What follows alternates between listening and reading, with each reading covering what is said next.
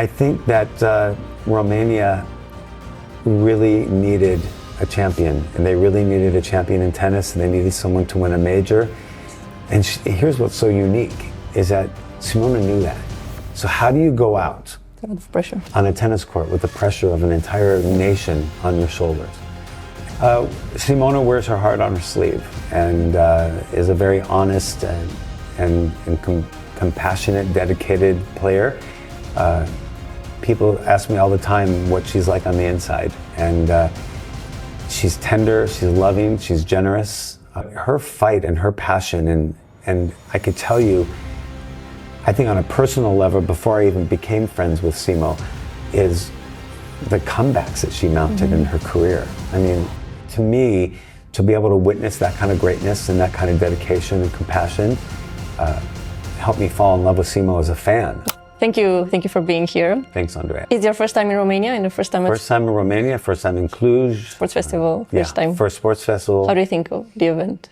Unbelievable. I was talking earlier today and just a little while ago, I feel like I'm on another planet. From the moment the door on the airplane opened, I walked down the stairs and there was someone waiting for me, and he was friendly and shook my hand and said, welcome. He took me to immigration. Immigration was friendly. We laughed. And then the driver met me outside. It's just from the moment I got here, there's been nothing but love and friendly people. Okay. What does it mean for you to have been part of a retirement game? You know, I had not seen Simona in about a year, and then I didn't see her for a couple of years before that. And I ran into her in Riyadh last November. And I got home from Riyadh and got a call from Darren Cahill, who said that Simona's a little shy and wants to ask a favor of me. And before I even knew what the favor was, I said yes. There's someone like Simona who is so near and dear to my heart. From the first day I met her till the last time I saw her hit a tennis ball, the answer was yes.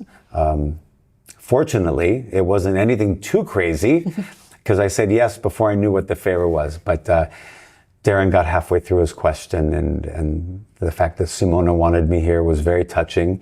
And I would say in my 25 years of tennis, top 2 or 3 emotional moments and the easiest yes that I've ever given. Okay. And how was the evening for you as a presenter? Very special. It was a little confusing. I had a director in my ear who was speaking Romanian. I had Andy Moisescu next to me, who was understanding everything, right? Moisescu, did I say it right? Moisescu. Yeah. And thank God for Andy. He was driving the truck completely. But it was, you know, it just happened. Everything happened. We weren't the most organized, but I don't think anybody knew. No, I think that all anybody really cared about was seeing Simona and seeing Andre and Gael and Alina and Darren, and it was a very, very simple, very emotional and incredible night. Was it emotional for you too? It was, yeah. I mean, we were just talking earlier, you know, the most emotional part of the night for me was, you know, it's funny, I need to go back. So Simona was off for a little while and came back to Miami. She made her return to Miami, not this last year, but the year before. And when I saw her in the tunnel, the tears came down. And I think she was a little surprised. I was very emotional. So my emotional moment was seeing her last year when we were upstairs inside the stadium and they were playing a montage of her photographs when Loredana was singing The Winner Takes It All. And Simona's eyes were welling up. My eyes were welling up. And I did not want to walk down the stairs looking like a fool, right? Of tears. So I held it in. But that's, you know, that's Simona, right? Simona held in her emotions when she needed to. So I had to get tough. Because that was my next question. What's the first thing that comes to mind when you think of Simona? Simona wears her heart on her sleeve and is a very honest and compassionate, dedicated player. People ask me all the time what she's like on the inside. And she's tender, she's loving, she's generous. I don't give, you know, I look at my emotions as very valuable real estate, Andrea. And I don't share my real estate with many people. And I certainly don't share it with many tennis players in 25 years. And Simona has a piece of that real estate. And how did she get access to that? That's a good question. I don't know if I can answer that question. I really don't. I think in life, when you meet somebody and your souls connect, there's something about Simona, and I don't know if I could really pinpoint it. I think, you know, in the thousands of tennis players that I've interviewed in 25 years, you make a connection or you don't. And the connection can sometimes be disingenuine, it can be genuine. I think Simona respected that I paid attention to her matches, and I think she respected that I asked her pertinent questions, and she could tell that I was invested in what she was doing out there. And I think it was just a reciprocal feeling for each other that, and it's tough, you know, I'm in a job where I have to remain neutral. Yes. And it was funny, years ago, I think I was at Wimbledon just as a tourist, and I ran into Serena. Serena invited me to sit in her box. And I'm walking up to, and you know, Wimbledon, the boxes are right next to each other. You know, there's Serena's box and she was playing Li Na at the time. And I thought to myself, you know, I'm an announcer and commentator back at home. It's going to be shown on television. I can't be seen sitting in Simona's box. And this was early in my career. Now it's different, but I remember. So I had to sit on the stairs in between the two, because in Wimbledon the families are right next to each other. So you have to listen. At the end of the day, whether I wanted Simona to win the match or not, I had to remain neutral. As a producer and someone who works in tennis, I usually want the person to win who's going to sell tickets and more people are going to come back the next day and watch. But at this stage of my career and my age, I'm going to probably have to get a lawyer because I'm going to get some people mad. But Simona last night publicly said that she used to see me in the corner, rooting for her. But no, listen, it's human. It's human. Yeah. And when you make a connection, you make a connection. Do you remember your first memory of her? I don't. You know, I remember her win at Indian Wells was a big deal to me because that's my home tournament. I just celebrated, I think, my 20th year at Indian Wells. I think one of the most pertinent moments of my friendship and relationship with Simo is she was tough on herself we were in Singapore, I think. And it was either Singapore or Shenzhen. I think it was Singapore. And I just remember asking Darren something about how anger manifests itself. And I noticed that Simo was really angry at herself that day. And I knew that anger is what was a driving force for Simo in a lot of her career. But I also felt at that time, in that part of her life, that I thought that maybe a little less anger and positive thinking could bring positive thoughts from the universe back to her. And I said that to Darren, and Darren's like, tell her. And I remember Simo listening to me and connecting with her and having a conversation with her. I never would ever tell Simo how to beat an opponent because I really am neutral, to be honest with you.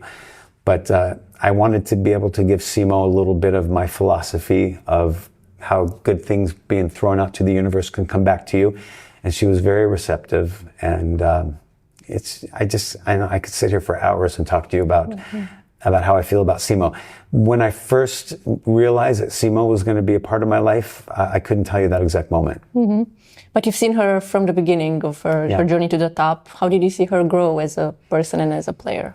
I saw her become much more grounded, much more appreciative, much more, I think, appreciative of the relationships in her life and how valuable of a partner Darren was for her and Daniel and Andre.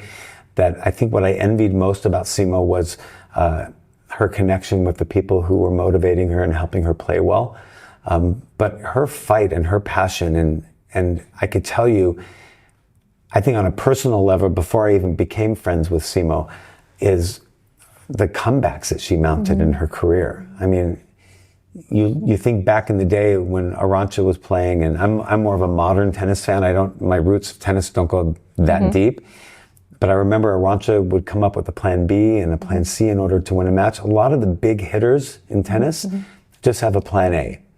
And what I respect most about Simo's game is that she could make that jump from plan A to plan B. She could be down a set and 5-1 against Elena Svitolina, and she could turn the match around. And to me, to be able to witness that kind of greatness and that kind of dedication and compassion helped me fall in love with Simo as a fan, right? So you have to remember, I'm not a professional tennis player, I never was.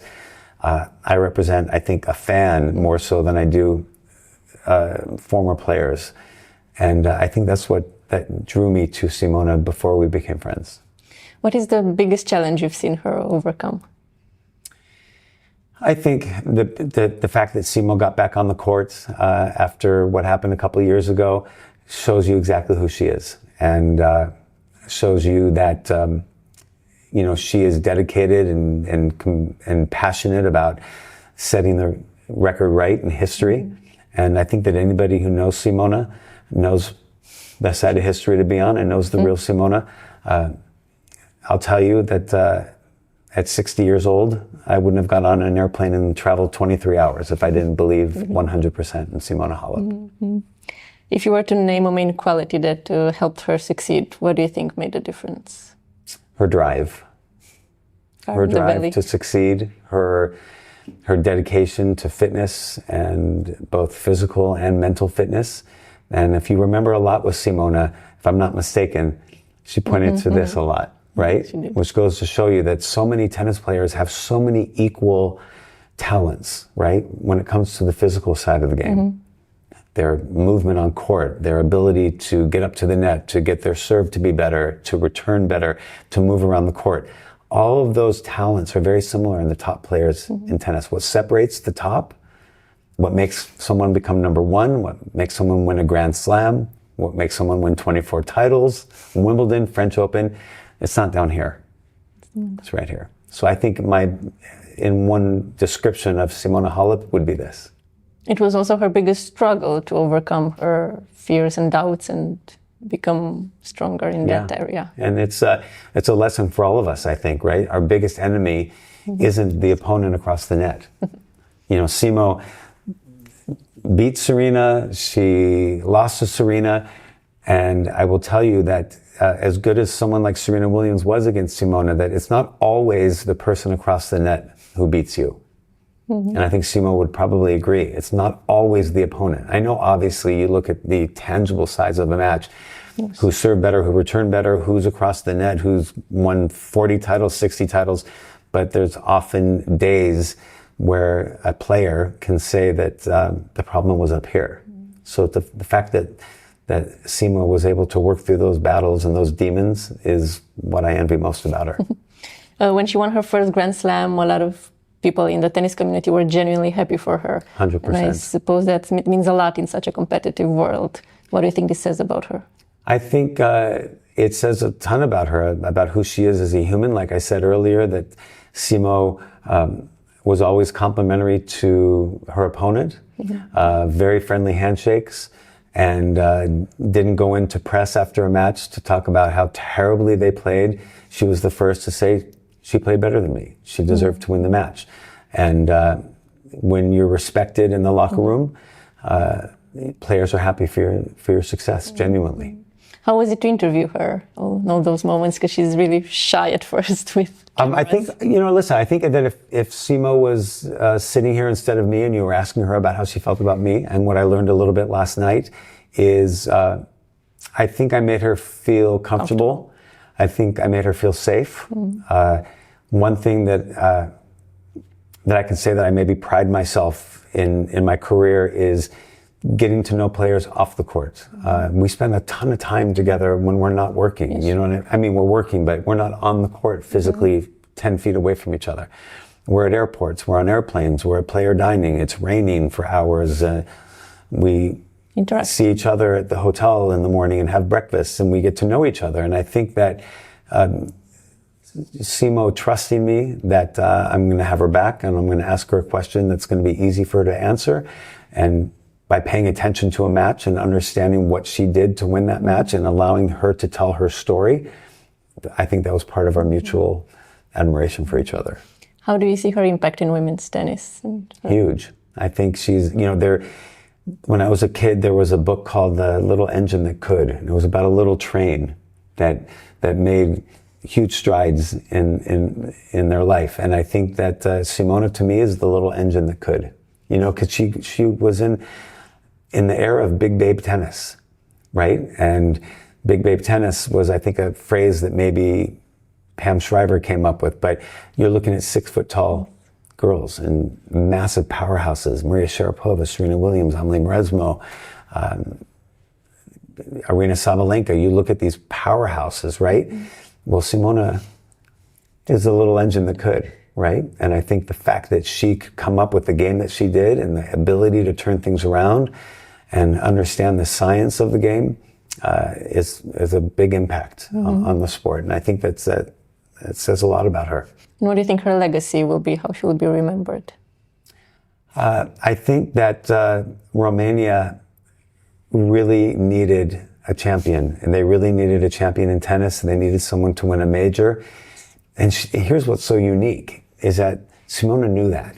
So how do you go out pressure on a tennis court with the pressure of an entire nation on your shoulders? And, she lost that French Open the year before, and then the next year she comes out with that pressure on her shoulder and the ability to do that and being down a set and a break against Sloane, if I'm not mistaken, with the entire country on your shoulders. How do you do that? You'll have to ask Simona, but I think that's what made so many of us fall in love with Simona Halep. And her legacy will be this drive. The drive and the ability to go out onto a tennis court where hundreds of millions of people around the world are watching you play, and you've got the country on your shoulders, and you're down a set and a break. I mean, that's like, to me, that's like Superman, right? I mean, might as well put a cape on her and let her fly into the stadium. Do you have a message or a wish for her in the end? I hope that Simona has the greatest next chapter, whatever that chapter is. And she should know, if she doesn't know already, that she always has a place to come back to where there's going to be a lot of love. And I don't mean coming back as a player. I mean, it's just coming back into the community, whatever she decides to do. If she wants to be a commentator, if she wants to be a tournament director, if she wants to be a host like me, that our sport will miss her. And now you're going to get me a little bit emotional. Our sport's going to miss her, but the sport will always be here for her.